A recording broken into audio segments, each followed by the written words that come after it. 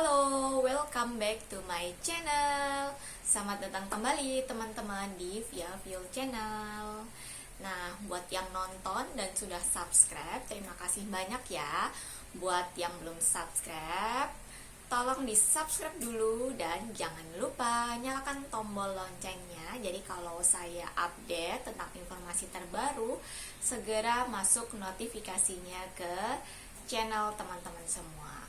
Oke, kali ini saya mau membahas tentang gimana sih menaikkan berat badan anak. Nah, mungkin teman-teman di luar sana, bunda-bunda, ibu-ibu, mami-mami itu sering pusing ya kalau misalkan anaknya itu ternyata nggak naik berat badannya gitu kan. Apalagi minimal nih 3 bulan nggak naik berat badan, ini kita sudah warning banget, kita harus ke tenaga kesehatan. Kenapa anak ini nggak naik berat badannya? Nah, sebelum ada tips dan trik biar anak-anak ini BB-nya naik, mungkin saya mau informasi dulu penyebab biasanya anak-anak itu BB-nya seret. Yang pertama ya, kemungkinan kalau anaknya sudah mulai MPASI, yang pertama itu perhatikan apakah ada penyakit infeksi yang diderita si anak. Jadi anak-anak itu memang kebanyakan terkadang kelihatan sehat-sehat aja, tetap aktif gitu. Tapi kita juga perlu perhatikan bahwasanya kadang ada penyakit infeksi yang tidak terlalu kelihatan. Itu tidak terlalu kelihatan gejalanya, maksudnya contohnya kayak ISK, infeksi saluran kemih gitu kan. Nah, jadi ini itu biasanya terjadi pada anak-anak yang mungkin pakai pampers. Nah, sebenarnya pakai pampers ini juga ada aturannya ya bunda, ibu-ibu, teman-teman sekalian, bahwasanya pakai pampers itu jadi minimal setiap 4 jam, baik itu pampers itu penuh atau nggak penuh, itu juga harus diganti. Alasannya apa? Nah, alasannya biar tidak menyebabkan sumber infeksi di saluran kemih mereka gitu. Kalau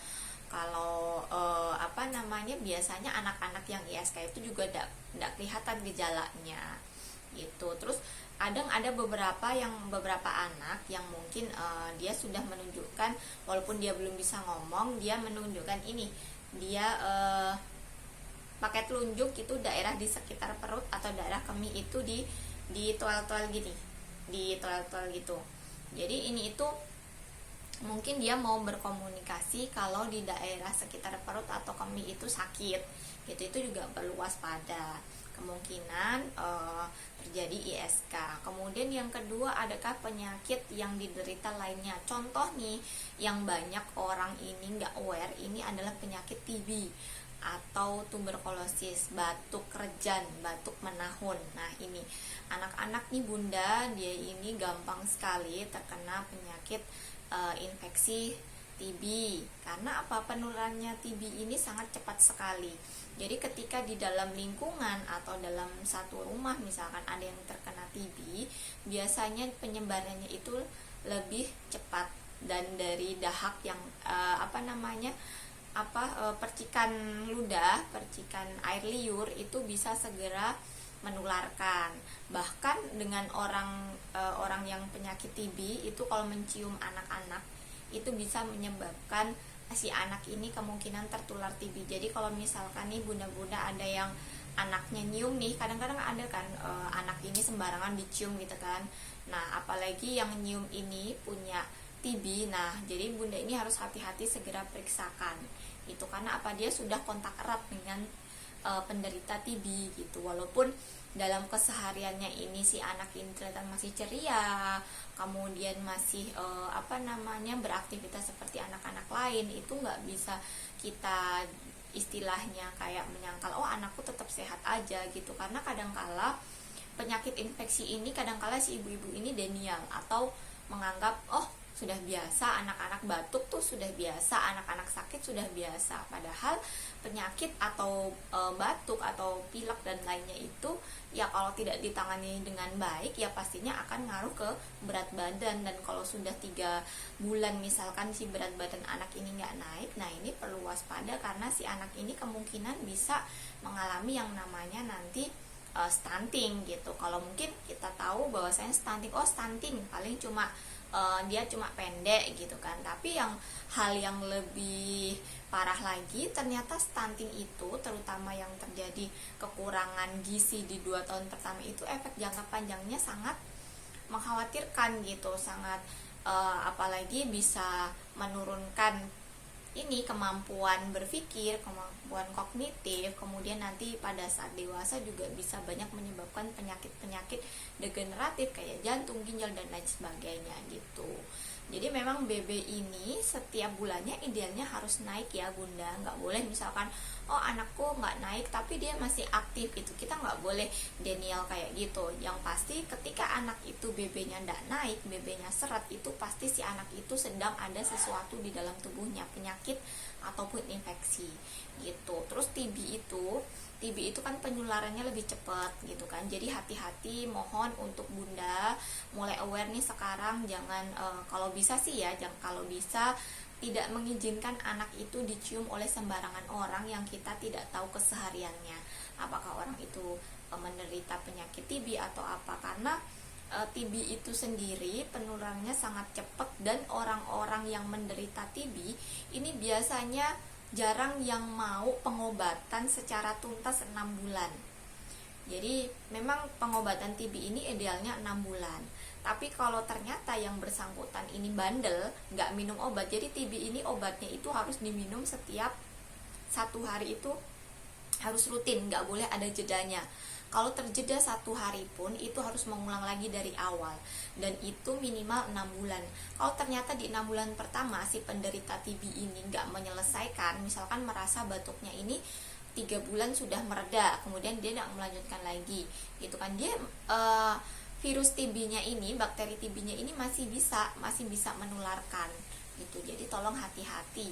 Kemudian apalagi di lingkungan yang mungkin ventilasinya tidak bagus seperti itu. Jadi anak ketika berat badannya nggak naik itu perlu banget untuk segera dibawa ke fasilitas kesehatan, minimal ke puskesmas gitu. Kemudian TB yang lain mungkin kadang ada benjolan di sini gitu ya. Benjolan itu juga merupakan salah satu tanda gejala TB, atau di bawah sini atau di belakang telinga. Nah, perlu hati-hati juga. Terus kadangkala kalau si anak ini ternyata tiba-tiba demam tinggi yang kita tidak tahu penyebabnya, itu juga perlu hati-hati karena merupakan tanda gejala TB juga gitu. Jadi untuk tahu tetap harus ke puskesmas. Nanti ada pemeriksaan, baik itu pemeriksaan tes mantok ataupun nanti bisa dirujuk ke spesialis anak untuk dilakukan rongsen, biasanya begitu. Nah, kemudian begini, kalau ternyata nanti si anak ini menderita penyakit itu tadi, jadi penyakitnya itu harus disembuhkan tuh dulu. Mau penyakit ISK, kemudian mau ternyata terinfeksi TB atau ada infeksi lainnya, itu semuanya harus dituntaskan dulu, harus disembuhkan dulu sambil nanti perbaiki pola makannya. Kalau ternyata si anak ini nanti sudah sembuh, kemudian pola makannya ini juga kita harus atur gitu. Kalaupun misalkan si anak belum sembuh, masih dalam pengobatan, kita bisa juga ngatur pola makannya gitu. Oh iya, kemudian begini, sebelum kita atur pola makan itu juga pola tidur anak itu juga perlu diperhatikan. Jadi anak itu maksimal tidur itu jam 10. Karena apa? Karena ada hormon pertumbuhan yang ketika anak itu tidur larut malam, itu hormonnya itu tidak akan dihasilkan oleh tubuh. Padahal hormonnya itu bagus untuk tumbuh kembang si anak, baik tumbuh badannya maupun tumbuh otaknya. Itu. Jadi anak-anak memang idealnya jam 9 itu sudah harus tidur. Tapi kalau si anak belum tidur, maksimal tidur malam itu si anak jam 10. Itu karena apa? Biar berat badannya juga bisa naik, itu kalau dari pola tidurnya. Kemudian kalau dari pola makannya, tadi sudah kita singgung sedikit ya, bahwasanya memang pola makan ini juga sangat ngaruh nih. Setelah anak ini mungkin ada penyakit sudah kita atasi, sudah dalam pengobatan, itu kemudian pola makan juga harus diperhatikan. Jadi paling enggak itu anak-anak itu makan sesuai jadwal. Jadi harus kayak makanan yang jajan-jajan yang terlalu manis itu kalau bisa juga jangan terlalu banyak diberikan. Karena apa? Ketika anak banyak makanan manis, kemudian banyak makan garam, banyak yang garam istilahnya gurih-gurih, itu biasanya menurunkan nafsu makan anak. Jadi anak itu harus makan ya yang seyogyanya, dia harus makan yang di dalamnya itu ada yang pertama karbohidrat, kemudian anak-anak itu juga penting sekali lemak gitu kan, lemak, protein, terutama protein hewani. Protein hewani, telur, minimal 1 hari anak itu harus ada makan telur sehari gitu kan. Kalau bisa digoreng, kalau bosan boleh dimasak dalam bentuk yang lain, misalkan itu rebus atau yang lainnya gitu. Telur harus ada dalam sehari, kemudian boleh ikan, itu juga bagus, kemudian daging, ayam, itu yang paling prioritas memang yang protein hewani. Kemudian lemak juga harus ada. Lemak ini santan, boleh nggak anak makan santan setiap hari? Boleh banget santan, karena anak-anak itu dalam masa pertumbuhannya, terutama di 2 tahun pertama itu perlu lemak untuk pertumbuhan otaknya. Jadi biar otaknya itu tumbuh maksimal, lemak santan boleh, minyak kelapa boleh, minyak sayur boleh, mentega boleh, butter boleh, minyak kelapa juga boleh. Mau buat minyak dari kulit ayam sendiri juga boleh, itu sudah diteliti dan itu bagus untuk tambahan MPASI anak dan makanan anak ya. Jadi resep untuk membuat minyak dari kulit ayam, kapan-kapan boleh saya buat resepnya ya. Itu kemudian lemak, sayur jangan lupa juga diberikan, sayur dan juga buah-buahan itu ya. Jadi makanannya itu harus seimbang, itu di dalamnya itu harus ada lemak, protein hewani, ada karbohidrat juga, sayur dan juga ada buah-buahan itu.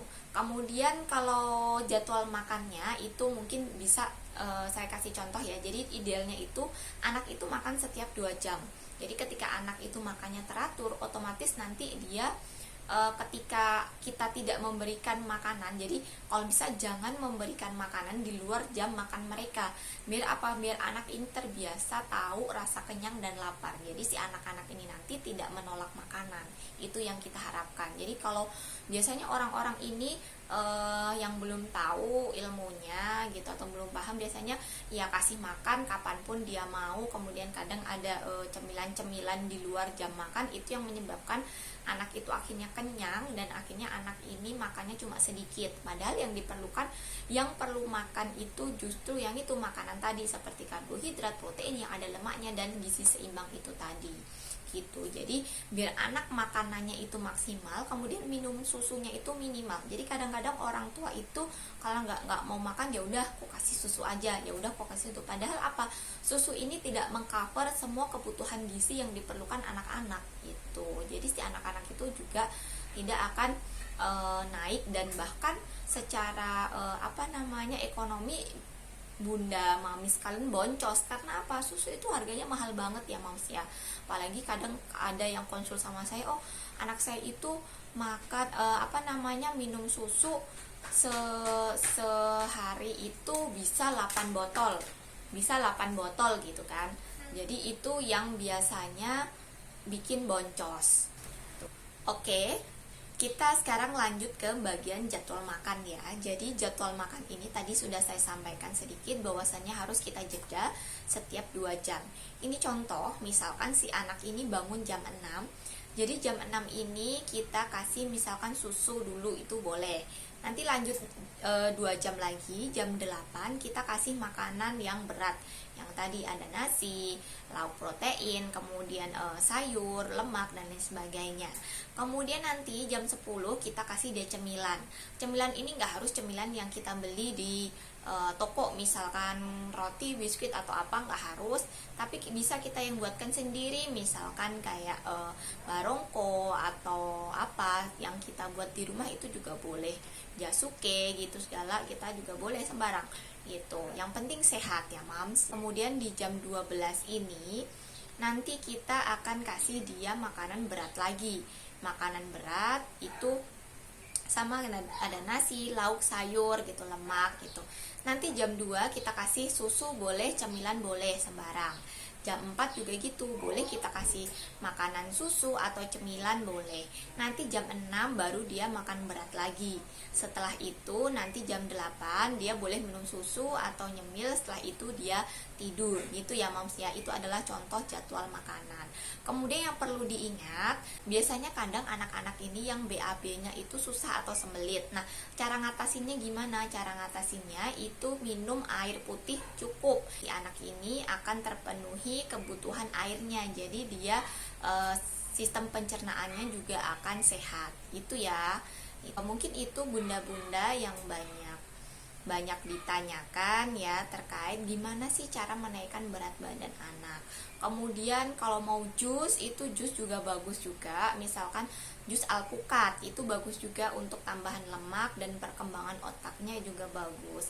Kemudian boleh ditambahkan lagi di makanan, misalkan nih si anak BB-nya kurang gitu, mau ditambahkan di makanan minyak kelapa ataupun minyak evo, minyak zaitun, itu juga boleh gitu, yang food grade ya, tentunya minyak zaitun yang food grade itu boleh. Atau pada saat di nasinya misalkan mau ditambahkan butter, itu juga boleh banget ya. Jadi biar anak itu BB-nya juga nambah dari kita kasih tambahan-tambahan lemak itu tadi. Itu mungkin sekian yang bisa saya sampaikan ya terkait gimana menaikkan berat badan anak.